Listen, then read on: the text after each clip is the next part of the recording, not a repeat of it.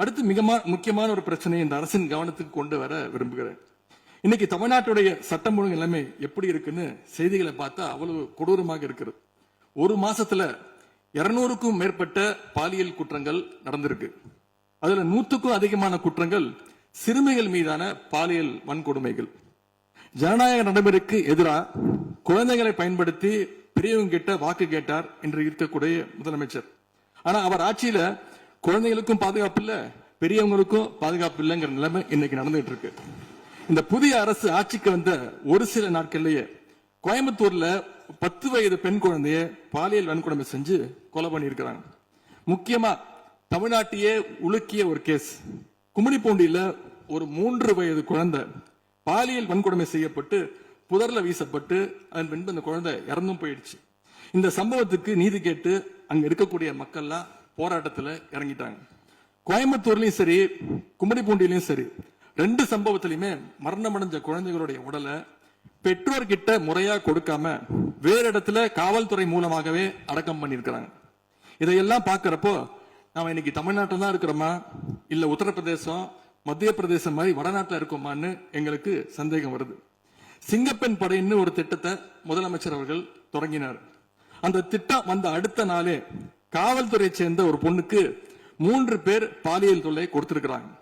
சென்னை மற்றும் சுற்றுப்புறங்கள்ல மட்டும் கடந்த ஜூன் 12ஆம் தேதி 24 மணி நேரத்துல 12 பாலியல் வன்கொடுமை கேசஸ் ரிப்போர்ட் ஆயிருக்கு.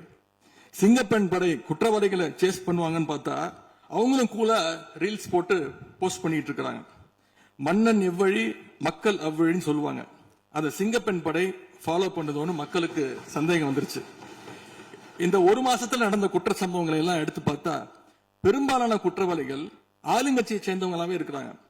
இவங்க ஆட்சிக்கு வந்து தொகுதியா போய் தொகுதி வாரியா போய் நலத்திட்ட உதவிகள்லாம் செய்வாங்கன்னு பார்த்தா அவங்க கட்சிக்காரங்க தொகுதி வாரியா போய் பாலியல் வன்கொடுமையில ஈடுபட்டு இருக்கிறாங்க. ஆளுங்கட்சியுடைய ஆலந்தூர் பகுதி தயவுசெய்து மொத்தம் பொதுவா நீங்க பேசுவது நான் ஏற்றுக்கொள்ள முடியாது. இல்ல சும்மா ஆதார் பாருங்க,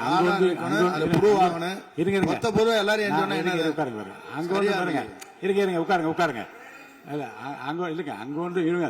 அங்கொன்றும் இங்கொன்றுமாக சில நிகழ்வுகள் நடந்திருந்து அதில் ஆளுங்கட்சி இருந்திருந்தால் கூட மாண்பு முதலமைச்சர் நடவடிக்கை எடுத்துருவ செய்தியில் வந்து கொண்டுதான் இருக்கு. நான் பத்திரிகையில் பார்க்கிறேன். அதனால் குறிப்பிட்டு இந்த இடத்தில் இந்த கட்சிக்காரர் என்று நீங்கள் பெயர் குறிப்பிட்டு பேசினா அதை ஏற்றுக்கொள்வதை எனக்கு ஆட்சேபனை இல்லை. பொதுவாக பேசுவதை தவிர்க்க வேண்டுகிறேன். அவை குறிப்பிட்டு அது மட்டும் நீக்கப்படுகிறது. ஆளுங்கட்சியுடைய ஆலந்தூர் பகுதி செயலாளர் பேர் குறிப்பிட்டு சொல்றேன். கணவரால் கைவிடப்பட்ட ஒரு பெண்ணுக்கு ஆலந்தூர் பகுதி செயலாளர் கணவரால் கைவிடப்பட்ட ஒரு பெண்ணுக்கு பண உதவி செய்யறேன்னு சொல்லி அவங்க பாலியல் ரீதியா துன்புறுத்த முயற்சி பண்ணிருக்கிறார். சேலத்துல இன்னொரு பொள்ளாச்சி சம்பவம் மாதிரி ஆளுங்கட்சி ஆதரவாளரான மணிகண்டன் என்னும் நபர் 50க்கும் அதிகமான பெண்களை பாலியல் வன்கொடுமைக்கு ஆளாக்கியிருக்கிறார். திருவாரூர்ல ஆளுங்கட்சியுடைய திருத்துறைப்பூண்டி ஒன்றிய செயலாளர் கல்லூரி மாணவியை ஈவ்டீசிங் பண்ணி இப்ப கம்பி எண்ணிட்டு இருக்கிறார். இது எல்லாத்துக்கும் மேல ஒரு கொடுமை, தூத்துக்குடியில ஆளுங்கட்சியை சேர்ந்த ஒரு அப்பாவி பெண்ணை 2 ஆளுங்கட்சி ஆட்கள் கார்ல அழைச்சிட்டு போய் மயக்க மருந்து கொடுத்து கூட்டு பாலியல் வன்கொடுமை கேங் ரேப் பண்ணிருக்காங்க. இந்த சம்பவத்தை பத்தி பேசின பாதிக்கப்பட்ட பெண் திருவைகுண்டம் சட்டமன்ற உறுப்பினர் திரு சரவணன் சொல்லித்தான் அழைத்து செல்லப்பட்டதாக டிவியில பேட்டி கொடுத்திருக்கிறாங்க. எல்லா மேலிடத்துக்கு தெரியும் அப்படின்னு பாதிக்கப்பட்ட பெண் பேட்டி கொடுத்திருக்கிறாங்க. யார் அந்த மேலிடம் அப்படின்னு இன்னைக்கு மக்கள் கேட்க ஆரம்பிச்சிருக்கிறாங்க. தனக்கு நேர்ந்த கொடுமையை ஆளுங்கட்சியினுடைய அமைச்சர்கள் 2ஆம் கட்ட 3ஆம் கட்ட தலைவர்கள் கிட்ட சொன்னதாகவும் பாதிக்கப்பட்ட பெண் இன்னைக்கு சொல்லியிருக்கிறாங்க. ஆனா நடந்தது என்ன? யார் தப்பு பண்ணாலும் நடவடிக்கை எடுக்க தயங்க மாட்டேன்னு சொன்னார் நம்முடைய முதலமைச்சர். ஆனா இந்த சம்பவத்துல குற்றம் சாட்டப்பட்டுள்ள சட்டமன்ற உறுப்பினர் மேல என்ன நடவடிக்கை எடுத்தாங்கன்னு தெரியல.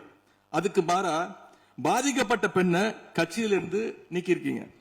இதுக்கு பேர் தான் மாற்றமா? இதுக்கு பேர் தான் தூய சக்தியா அப்படின்னு மக்கள் கேட்கிறாங்க. முதலமைச்சர் அவர்களே, மாண்பு பேரவைத் தலைவர் அவர்களே, நம்முடைய முதலமைச்சர் அவர்கள் 6 மாசம் டைம் எடுத்துட்டு வந்து சட்டம் ஒழுங்கை நிலைநாட்டுற வரைக்கும் நாங்க காத்துக்கிட்டு இருக்க முடியாது, நாடும் தாங்காது. இத பத்தி கேள்வி எழுப்பினா கூட காவல்துறைக்கு பொறுப்பு வைக்கக்கூடிய முதலமைச்சர் எதுவும் பேச மாட்டேங்கிறார். To remain silent in the face of evil is itself evil அப்படின்னு ஒரு பழமொழி உண்டு. அது யாருக்கு பொருந்ததோ இல்லையோ இந்த அரசுக்கு சரியாக பொருந்தது. ஆகவே முதல் வேலையா சட்டம் ஒழுங்கை காப்பாற்றுறதுக்கு முக்கியத்துவம் கொடுத்து இந்த அரசு நடவடிக்கை எடுக்கணும்னு கேட்டுக்கொள்கிறேன். பிளே ஸ்டோர் மற்றும் ஆப் ஸ்டோரில் இருந்து பாலிமர் செயலியை QR கோடு மூலம் பதிவிறக்கம் செய்யுங்கள். செய்திகளை உடனுக்குடன் பெறுங்கள்.